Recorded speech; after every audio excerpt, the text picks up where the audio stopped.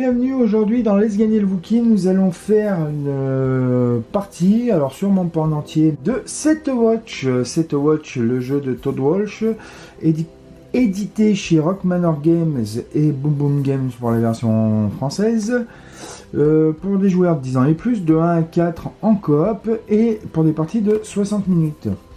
Donc Set Watch, joli petit jeu, là vous pouvez voir sur la table. Petite boîte, mais alors magnifique. La boîte sert de tapis de jeu et de zone de jeu, voilà. Elle est magnifique, elle est très bien finie, elle est jolie, enfin bref, voilà. Pour ça, c'est un coup de cœur pour moi parce que vraiment le matériel est à la hauteur, les cartes sont de bonne qualité, tout est bien brillant, enfin vraiment, c'est parfait. Donc voilà, Set Watch. Alors j'en profite pour faire un petit peu de mise en place. Du coup, hop.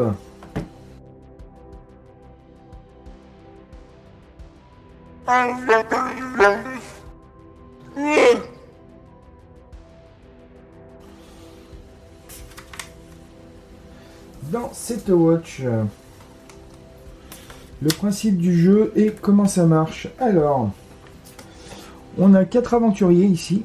Qui, peu importe le nombre de joueurs qu'on sera, on joue avec 4 aventuriers, donc on peut jouer en solo parfaitement.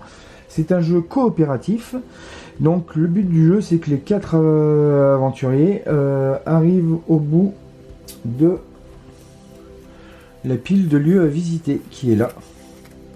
Je vous épargne toutes les comment on fait les piles de tout parce que il y a plein de vidéos, notamment celle de Martin de la Société des Jeux qui est très bien pour expliquer la mise en place du jeu. Donc voilà, si vous voulez aller la voir, n'hésitez pas. Donc je disais 4 aventuriers qui doivent arriver au bout de la visite des lieux et avoir un affrontement final contre les monstres qu'ils ont laissés de côté en chemin pour gagner.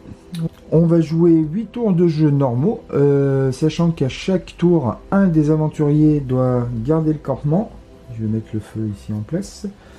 Doit garder le campement et les 3 autres vont se battre. Et le 9e tour, c'est le combat final contre la pile de horde qui se trouve ici, qu'on va constituer au fur et à mesure du jeu.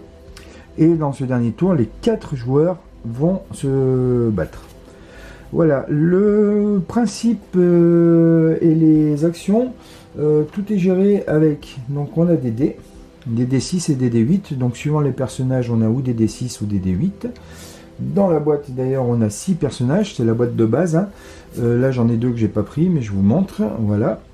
Donc vous voyez là c'est une icône de D8, là c'est une icône de D6. Donc dans la boîte de base on a 8 personnages, derrière ça fait aide de jeu, hop, super bien. Donc dans la boîte de base on a 8 personnages, 6 personnages pardon, et dans le Kickstarter je crois il y a 8 personnages, donc c'est un petit bonus Kickstarter, mais bon là on l'a pas. Pareil, on a un lieu final là qu'on met en fin de pile des lieux visités. Dans la boîte de version Kickstarter il y avait 3 ou 4 lieux, là on en a qu'un, mais bon ça change pas grand chose pour l'instant. C'était les petits bonus Kickstarter. Voilà, donc les personnages, comment ça marche? Les personnages vont avoir 3 dés chacun, donc ou 3 dés 8 ou 3 dés 6. Ils vont en profiter, ils vont donc jeter leurs dés en début de tour. Les dés vont pouvoir être affectés soit à des cartes, soit au combat contre les créatures, on verra après, soit au plateau campement qui est là, pour faire des actions. On a des cartes actions qui sont 3 par personnage, qui ont 2 côtés, à savoir un côté normal, voilà, et un côté épuisé. Quand on a 3 cartes actions épuisées, le joueur ne peut plus aller au combat. Donc, gestion de l'épuisement des cartes, important. Chaque personnage a un pouvoir spécial de campement. Donc c'est un pouvoir qu'il peut utiliser quand il garde le camp, pas quand il va au combat. Donc c'est marqué en bas des feuilles perso ici, voilà. J'ai mis des petits meeples là, on s'en fout, hein, c'est pas dans le jeu d'origine, mais c'est juste pour savoir les dés à qui ils sont, hein, voilà. C'est un petit repère que je me suis mis, que on a des cartes pouvoir, je disais, donc on en met 3 sur la feuille perso, on en a 2 en réserve, pendant le jeu on peut les échanger. Le but du jeu c'est que chaque joueur doit aller 2 fois au campement par partie. Donc qui fait qu'il y a au moins 2 fois où chaque personnage ne combattra pas.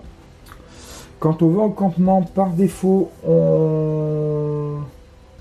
si je dis pas de bêtises, on peut déjà rétablir une carte. Puisque la gestion des cartes va être très importante, le joueur qui reste au campement peut immédiatement rafraîchir une carte, donc l'enlever de l'épuiser et la remettre du côté, tout va bien.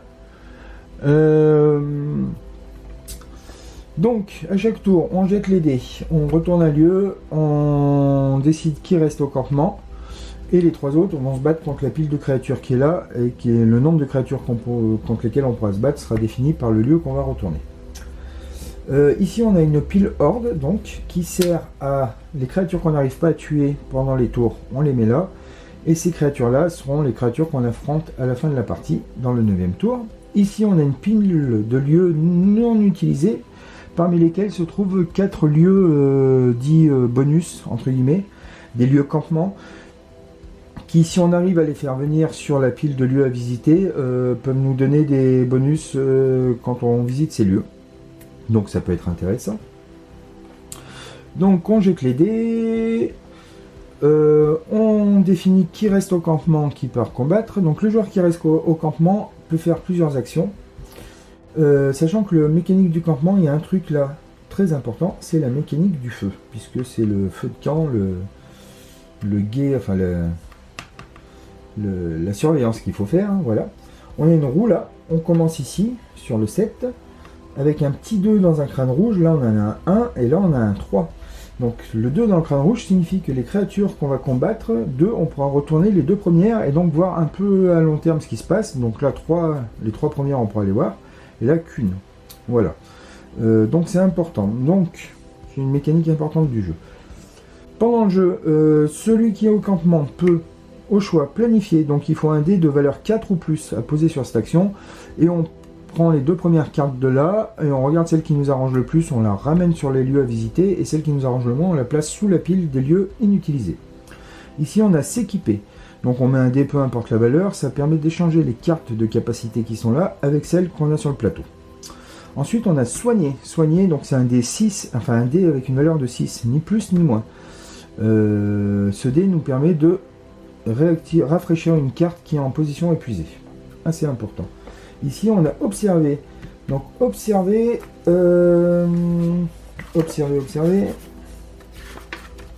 J'arrive pas à imprimer ce qu'ils disent. Observer, piocher, regarder les 2 premières 4 créatures de la pile, et puis on peut les réarranger comme on le souhaite. Voilà.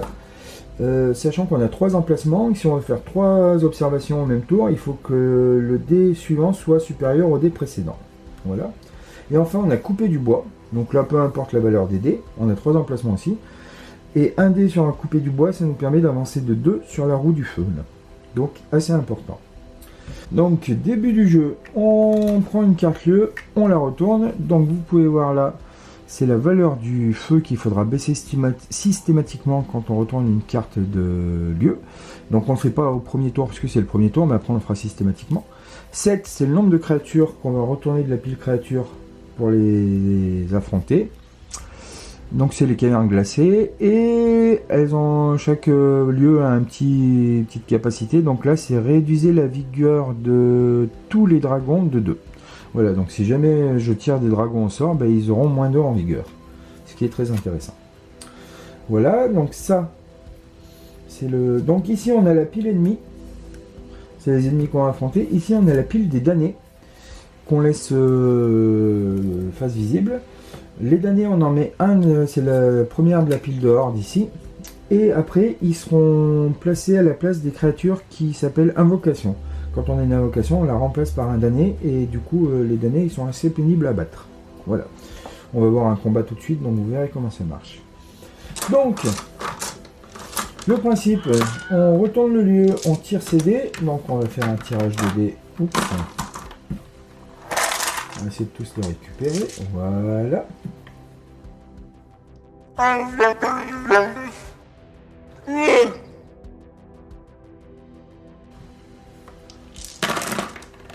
Et c'est parti. Donc, le joueur rouge. Voilà. joueur bleu. Hop, le joueur vert. C'est bien là. Et enfin le joueur jaune. Ouais. Donc tout de suite on définit, premier tour, on définit qui va faire le campement. Donc le campement. On va mettre le joueur vert parce que le joueur vert a une capacité, donc sa capacité de campement, c'est piège au début de la phase de guet, assigner ce dé comme attaque directe à la créature en première position, annuler le déclenchement de tout pouvoir de première position jusqu'à la première action d'un aventurier sentinelle. On va lui mettre 1, c'est pas grave, c'est juste que ça bloquera la première position. Voilà. Mes choix stratégiques pendant la partie seront peut-être pas optimum, mais c'est à peu près normal, puisque de toute façon, comme c'est la partie filmée que je la ferai pas en entier, c'est surtout pour vous montrer les mécaniques du jeu. À propos de mécanique, j'ai oublié une mécanique qui se passe au campement. C'est que sur les cartes lieux, tant qu'elles ne sont pas retournées, on peut voir ici qu'on a des petits rectangles bleus qu'ils appellent des runes, donc. Et ces petits rectangles bleus, ils ont des mots-clés marqués dessus, donc vaincre, soutenir, sceller, voilà. Donc c'est pareil, c'est une action qu'on peut faire au campement en utilisant des dés. Donc pour utiliser ces actions, il faut au moins un double, voire un triple, pour pouvoir placer un dé sur chaque action. Donc si on a 2-6, on peut les mettre là, ainsi de suite. Et les runes nous donnent comme possibilité d'action, on a donc scellé, ça permet de retirer un damné du cimetière et de le placer au-dessus de la pile des damnés. Donc le cimetière, ça sera la défausse de la pile créature. Si on a un damné qui a atterri là-dedans, on peut le ramener ici. Donc il sera plus en jeu. Ça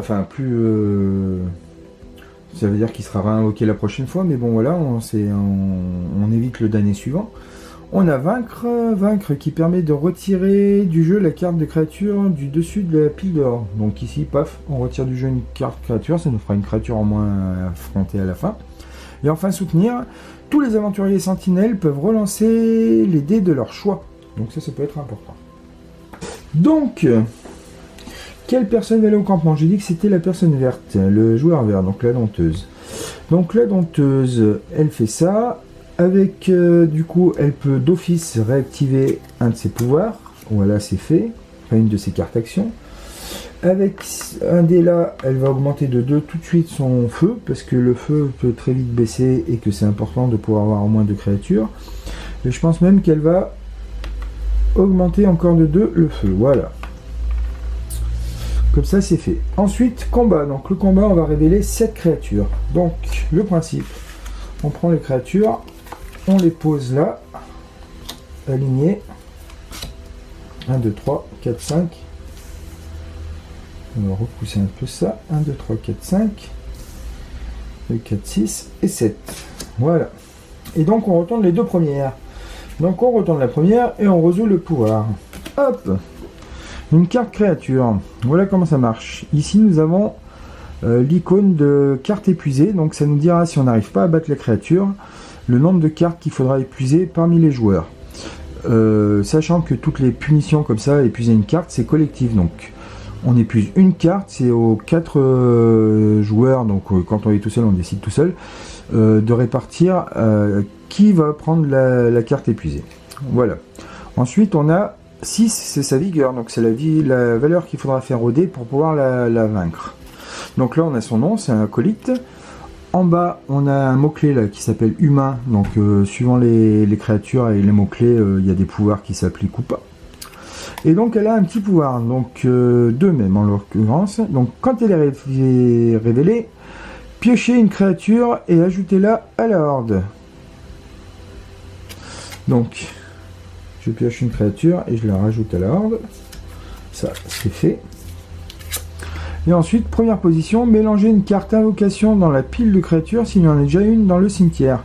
Donc, j'ai pas de carte invocation ici dans le cimetière, donc là, on s'en fout. Donc voilà, ça c'est la première. Ensuite, on retourne la deuxième. Horde zombie. Donc, il faudra faire 8 pour la battre. Elle nous handicapera d'une carte capacité si on n'arrive pas à la battre. Et sa capacité à elle, permanente. Donc son nom-clé, c'est mort-vivant. Et sa capacité à elle, c'est ajoute la vigueur de la créature au sommet du cimetière à la vigueur de la horde zombie. Donc la bonne nouvelle, c'est que pour l'instant, j'ai personne au-dessus du cimetière. Donc pour l'instant, elle vaut 8. Donc le combat, comment on fait? On affecte les dés. Plusieurs possibilités. Soit on prend les dés et on les met directement sur les cartes. Donc c'est les dés de combat. Si on fait égal ou supérieur à la valeur de vigueur de la créature, elle est morte, elle part au cimetière. Soit on prend les dés, on les met sur les cartes. Ce qui veut dire qu'on utilise la capacité de la carte sans l'épuiser. Mais on a gaspillé un dé. Donc voilà, sachant qu'on a des compétences passives, ici.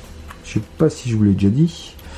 Donc les compétences passives peuvent être utilisées, même carte épuisée, et sans dé. Donc c'est des cartes, quand on a une passive, on n'est pas obligé de mettre un dé dessus. Par contre, si on l'utilise, on l'épuise, hein, bien sûr. Donc, je disais, les dés, soit sur les créatures pour les battre, soit sur les cartes pour utiliser la capacité. Soit on utilise la carte sans dé, dans ces cas-là, on la retourne du côté épuisé, et après, on peut plus s'en servir. Voilà, donc, techniquement parlant, une carte comme ça, si on a des dés, on peut l'utiliser une fois avec le dé, et une fois par épuisement. Donc on peut utiliser 2 fois une carte par tour, ce qui peut être important à savoir. Sachant que je vous rappelle que quand on n'a plus de cartes vivantes, entre guillemets, si on n'a que des cartes épuisées, le joueur ne peut plus aller au combat. Quand tous les joueurs ne peuvent plus aller au combat, c'est mort. On a perdu. J'en profite pour vous donner les conditions de victoire et conditions de défaite du jeu. Dans les conditions de victoire, les joueurs gagnent la partie en explorant les 9 lieux avec succès. Si le feu de camp atteint le niveau 0, les joueurs doivent immédiatement épuiser une carte capacité pour augmenter l'intensité du feu. Si tous les aventuriers sentinelles sont épuisés à la fin d'un tour, donc plus de cartes. Le groupe a échoué. Également, si une carte invocation est révélée mais que la pile des damnés est vide, le jeu est perdu. Donc les cartes invocation, elles sont là-dedans. C'est ce qui permet d'ailleurs de faire la difficulté des parties. On peut mettre de 1 à 4 cartes invocation dans ce paquet-là. Voilà. Donc, si la pile des années est vide, paf, on est mort. On gagne la partie, donc si on arrive au 9e lieu, qu'on arrive au bout de la pile horde qu'on aura pris à ce moment-là. Donc le 9e lieu, on fait d'abord les créatures normales. Ensuite, on se fait la pile horde qui est là. Si on arrive à battre la pile horde, ou si on arrive au bout de la pile horde, même si on n'a pas battu toutes les cartes, mais qu'il nous reste au moins une carte pas épuisée parmi les aventuriers, on a gagné. Petit détail encore que je vous ai pas dit. Comme on peut le voir là, ici j'ai une icône épée, donc c'est pour les attaques de mêlée, et là j'ai une icône arc, c'est-à-dire qu'il peut faire des attaques à distance. Donc les attaques à distance peuvent permettre de viser la deuxième carte, parce que sinon, avec l'icône de mêlée, on est obligé de taper d'abord la première carte, on est obligé de se les faire dans l'ordre.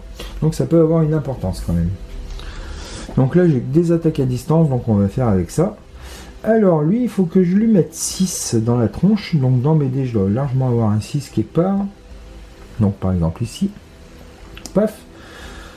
Non, je vais pas faire ça, je vais commencer par utiliser un pouvoir, comme ça je vais vous montrer un peu comment ça se passe. Ici j'ai une carte déflagration chez le sorcier. Donc la déflagration, elle permet de, hop, je récupère les cartes. Éliminer 2 créatures adjacentes révélées et ajouter une nouvelle créature à la fin de la rangée. Donc si je lui mets un dé comme ça, ça me coûte pas très cher en puissance, ça me coûte un dé. J'élimine directement les 2 révélés. Je rajoute une carte au début de la rangée, mais du coup j'ai gagné une carte ennemie à combattre. Et j'ai quasiment pas gaspillé d'action et ma carte n'est pas épuisée parce que je l'ai utilisée avec le dé. Voilà. Donc après on retourne les 2 premières cartes dans l'ordre, donc une horde de zombies comme tout à l'heure, donc elle a le même effet que tout à l'heure, à la base elle n'avait pas le même score, mais voilà. Donc ajoute la vigueur de la créature au sommet du cimetière à la vigueur de la horde zombie, donc là j'ai 8 et 7, ça fera 15. Donc pour marquer, j'ai pris les dés des autres joueurs, paf, comme ça je peux faire un peu des marquages de points différents quand c'est différent. Voilà, c'est juste un petit repère pour moi.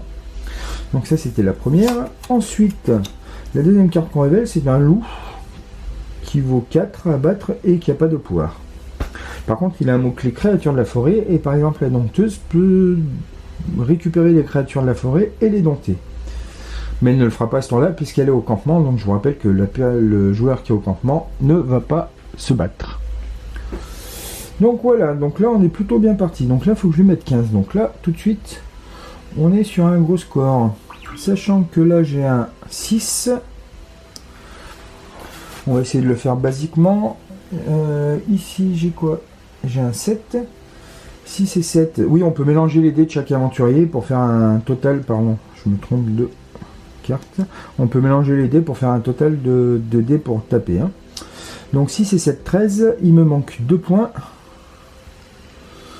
Et ben je vais prendre le 2 qui est là. Paf, 15. C'est-à-dire que cette horde est morte. Ensuite, j'ai le loup à me faire arrive au 4. Donc là, est-ce que j'ai pas un 4 directement? Là, j'ai un 4, donc je mets le 4. Et le loup a été abattu aussi. Voilà. Donc ces 2 cartes sont éliminées. On retourne les 2 suivantes. Je tombe sur un bandit.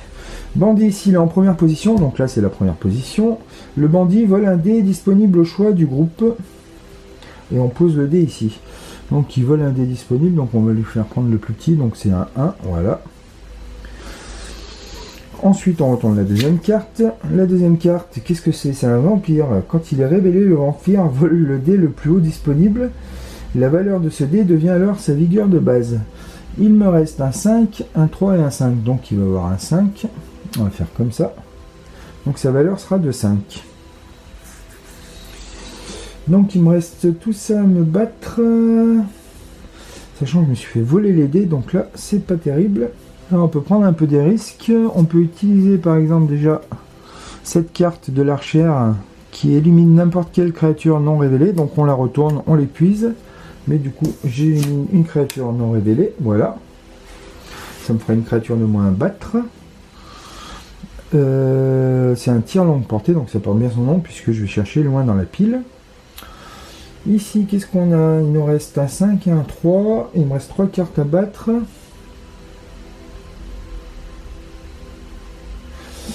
Alors, par exemple, je pourrais utiliser cette... donc là, j'y vais comme un bourrin. Hein. Je pense qu'il faudrait être un peu plus prudent si on veut faire une partie au long cours. Mais c'est pour vous montrer si j'arrive à soulever la carte. Voilà. Paf.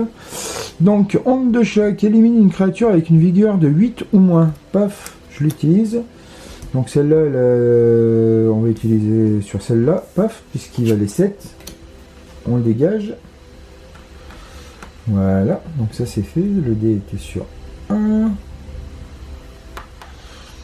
Voilà, il me reste 2 créatures et 2 dés. Donc 5, je peux me combattre celle-là. Comme ça, elle est faite. Et là, il me reste une créature qui est un aigle, qui vaut 4. Et il va me manquer un point pour me le faire. Et ben, je vais rien pouvoir lui faire.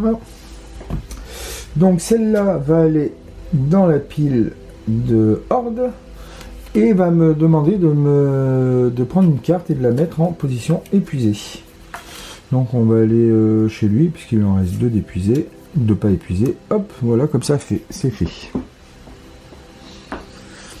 Voilà, donc ça c'était un tour. Donc ensuite on récupère les dés de partout. Hop, hop.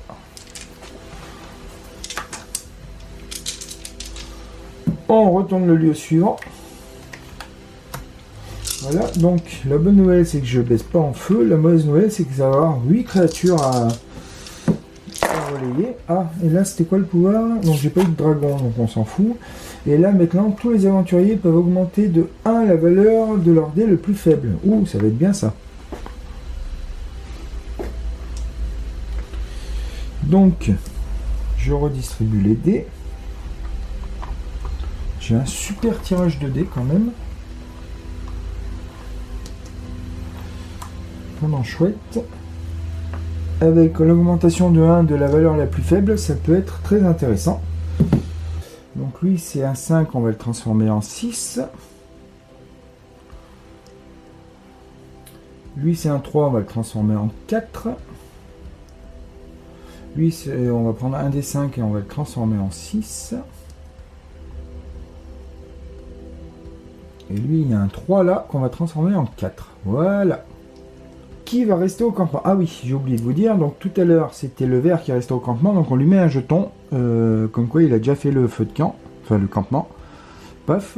Quand il aura fait le deuxième tour, on mettra le 2, et quand tout le monde aura fait 2, c'est qu'on a fait les 8 tours de jeu. Donc lui il a déjà fait un tour. Donc qui c'est qu'on va mettre au campement? On va mettre le jaune. Non, le jaune on va le garder parce que sa carte elle est bien pour se battre contre des... On va mettre le rouge. Allez, c'est le rouge qui va aller au campement. Donc son pouvoir de campement, il peut faire des soins pour 4. Est-ce qu'on va le faire ou pas? Non, on va pas le faire. Donc déjà, il soigne automatiquement une carte. Donc voilà, comme ça sera fait pour le prochain coup. Ensuite, il va faire du feu, c'est sûr. Peut-être avec le 6 d'ailleurs.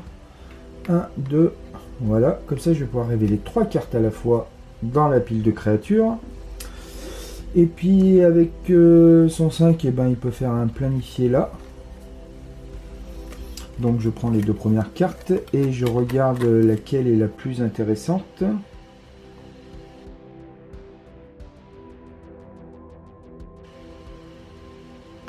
Donc voilà, ce sera celle-là qui sera dessus et celle-là que je mets là-bas en dessous.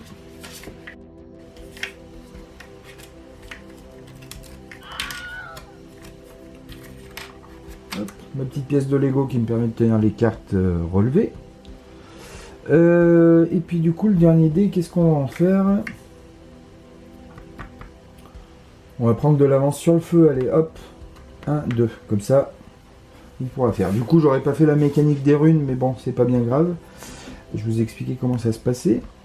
Donc ensuite on voit qu'on perd 0 de feu, donc c'est super bien. Les aventuriers ont augmenté la valeur de dés de 1, c'est fait. Et donc on pioche 8 cartes, 1, 2, 3, 4, 5, 6, 7 et 8.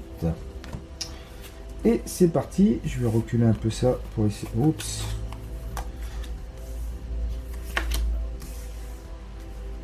Un, 2, 3, 4, 5, 6, 7 et 8.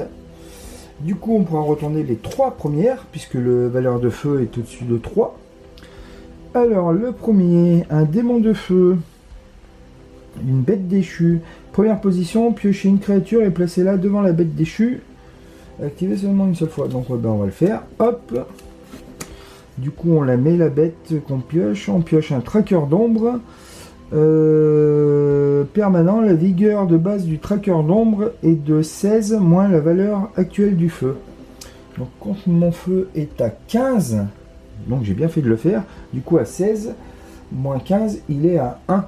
Donc il vaut 1 de... Ça va être parfait ça. Et enfin je retourne la dernière carte que je peux voir, puisque je peux en voir 3. C'est donc le dragon ardent. Le dragon ardent, s'il est en première position, épuise une carte capacité et fait moins 3 dans le feu. Mais là, il n'est pas en première position. Donc voilà. Donc j'ai du gros score à faire là, mais par contre, j'ai... Là, j'ai un petit score à faire. Donc ce qu'on va faire, on va faire... On peut déjà utiliser ça, déflagration, que j'ai déjà utilisé tout à l'heure, éliminer 2 créatures adjacentes révélées, et ajouter une nouvelle créature en fin de... Voilà, donc on va éliminer ces deux-là. Paf. Et on en révèle une. Oups, il faut que j'arrête de les retourner par défaut, elles ne se retournent pas. Donc voilà. Ensuite, je peux révéler les suivantes. Alors ça c'est un problème que j'ai par rapport aux règles, c'est que d'abord on règle les 3, enfin les cartes qui sont révélées, on révèle la suite, ou on révèle au fur et à mesure, j'en sais rien. Donc par défaut je vais régler ça et on verra après. Voilà, ça sera un point à vérifier. Je suis pas sûr de comment c'est marqué dans le livre de règles.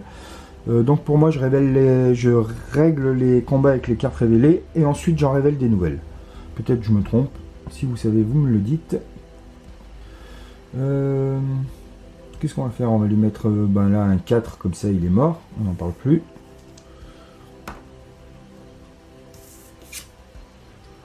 Voilà, donc ensuite on révèle les 3 suivantes. Un ours, donc pas de souci, pas de règle particulière. Un loup, pas de règle particulière. Et un gobelin est révélé, il passe en premier. Hop, voilà. Donc, la dompteuse là peut utiliser une capacité pour dompter une bête. Donc on va utiliser un de ses dés les plus faibles, donc celui-là, paf. Et on va dompter, une créature de la forêt. Donc là c'est une créature de la forêt, voilà, comme ça j'ai un dé de valeur 5 à utiliser en plus. Pour une attaque directe. Et si je l'utilise pas ce tour-là, je peux la garder jusqu'au prochain tour, mais dès que je l'ai utilisé pour une attaque, ça devient un... elle part au cimetière, donc dans la défausse. Donc comme ça, je me suis éliminé une bête. Ensuite, gobelin. 7, et ben j'ai un 7 là, paf, comme ça on n'en parle plus.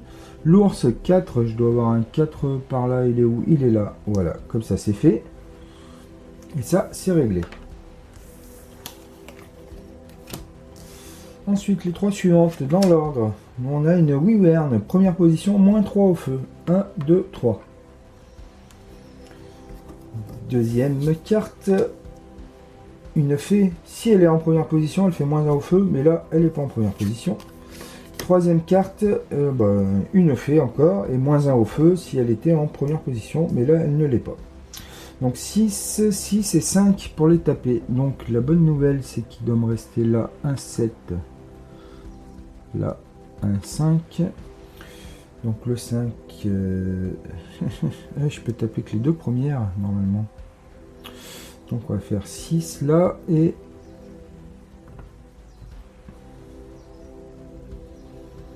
Ouais, je vais être obligé d'utiliser 2 dés. Ben non, ouais, je vais utiliser celui-là. Hop, hop, comme ça, celle-là, elle est réglée aussi. Donc ça, je défausse.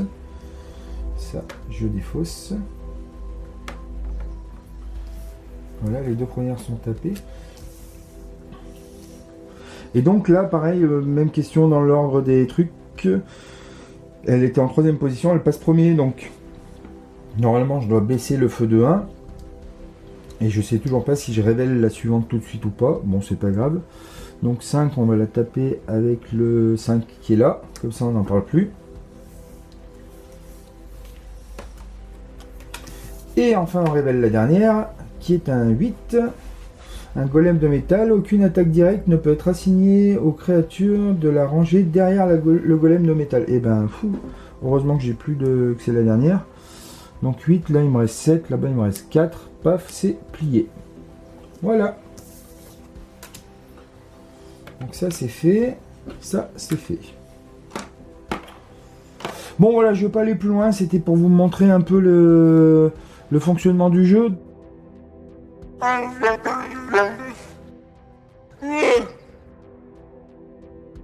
Alors, Set Watch, premièrement, c'est un jeu qui est magnifique. Je le dis, je le redis, vraiment, l'artistique de la boîte, l'artistique des cartes, c'est vraiment joli. Ça donne envie quand on l'ouvre, c'est cohérent, c'est beau, c'est de qualité, c'est solide. Voilà, bon, les meeples, on n'a pas grand chose puisqu'on n'a que ça à la base, plus les dés.